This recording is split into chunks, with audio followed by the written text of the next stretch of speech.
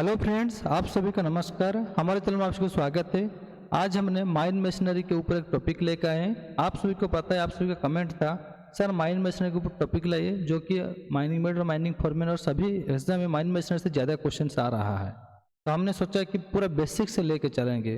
तो जो हमारे चैनल को सब्सक्राइब नहीं किए हैं, तुरंत हमारे चैनल को सब्सक्राइब कीजिएगा, लाइक कीजिएगा और ढेर सारा कमेंट कीजिएगा। तो ज़्यादा समय ना लेते हुए आज हमने क्या क्या पॉइंट्स हम तैयार किए हुए हैं, माइंड मशीनरी का क्या क्या टॉपिक हम पढ़ाई करेंगे, उसी के ऊपर आज हम डिस्कस करेंगे। तो आइए देखते हैं।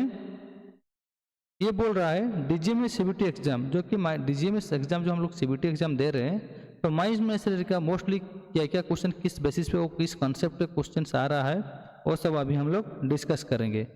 ओके, पहले क्या बोल रहा है, पहला जो पॉइंट है ट्रांसपोर्टेशन इक्विपमेंट, यहीं से भी क्वेश्चन आ सकता है। इसका जो पार्ट होता है क्या क्या ट्रांसपोर्ट इक्विपमेंट में जो ये इक्विपमेंट्स होता है और क्या इक्विपमेंट से क्वेश्चन आ सकता है, types of transport in mines.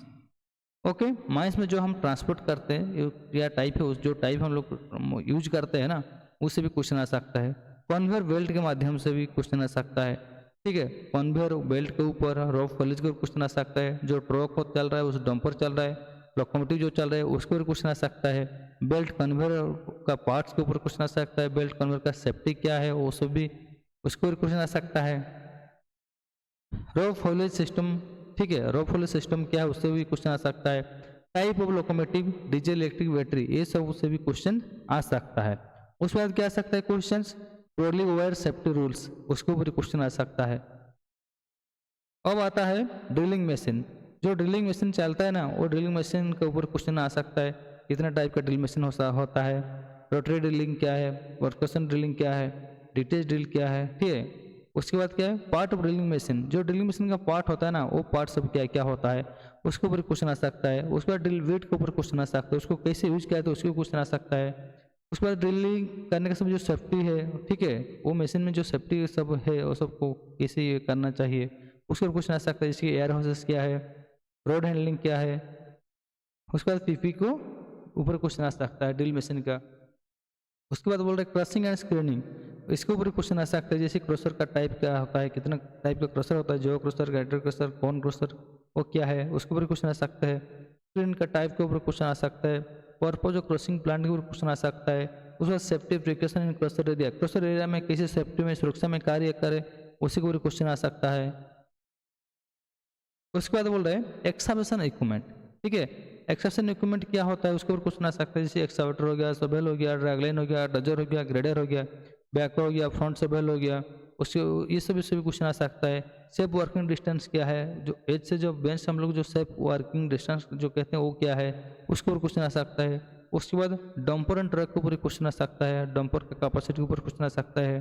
Payload के ऊपर क्वेश्चन आ सकता है। ब्रेक सिस्टम के ऊपर क्वेश्चन आ सकता है। सर्विस क्या है, पार्किंग क्या है, उससे भी क्वेश्चन आ सकता है। टायर सेफ्टी के ऊपर क्वेश्चन आ सकता है। ब्लाइंड स्पॉट के ऊपर क्वेश्चन आ सकता है। हॉर्न के रूल्स के ऊपर क्वेश्चन आ सकता है। स्टेप स्पीड के ऊपर क्वेश्चन आ सकता है। होल्डर ग्रेडियंट के ऊपर क्वेश्चन आ सकता है।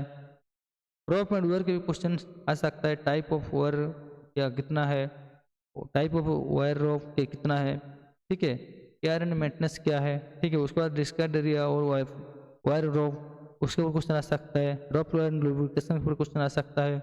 उसके बाद वेंटिलेशन मेन से वेंटिलेशन मशीनरी के ऊपर क्वेश्चन आ सकता है।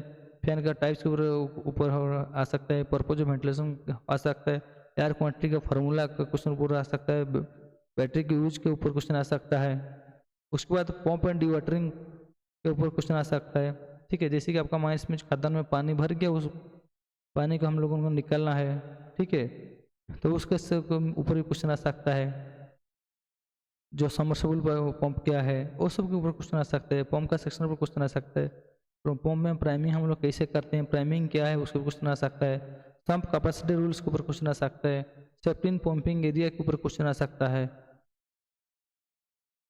उसके बाद इलेक्ट्रिकल मशीनरी, जो इलेक्ट्रिकल मशीनरी है उसके ऊपर क्वेश्चन आ सकता है। जैसे कि मोटर हो गया, एसी मोटर हो गया, डीसी मोटर हो गया, उसके ऊपर क्वेश्चन आ सकता है। केबल का जॉइंट के ऊपर क्वेश्चन आ सकता है। अर्थिंग के ऊपर क्वेश्चन आ सकता है। सर्किट ब्रेकर के ऊपर क्वेश्चन आ सकता है। फ्यूजेस के ऊपर क्वेश्चन आ सकता है। फ्लेम प्रूफ के ऊपर क्वेश्चन आ सकता है।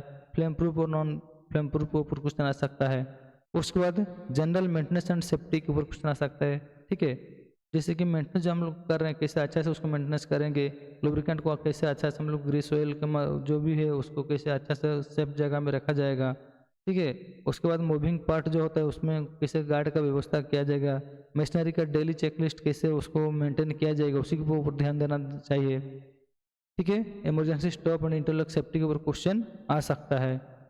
तो थैंक यू दोस्तों, आज का जो पार्ट 1 का वीडियो में हम इतना ही, कहाँ कहाँ से क्वेश्चन आ सकता है उसी के ऊपर हमको एक मतलब बेसिक नॉलेज हमको मिला है।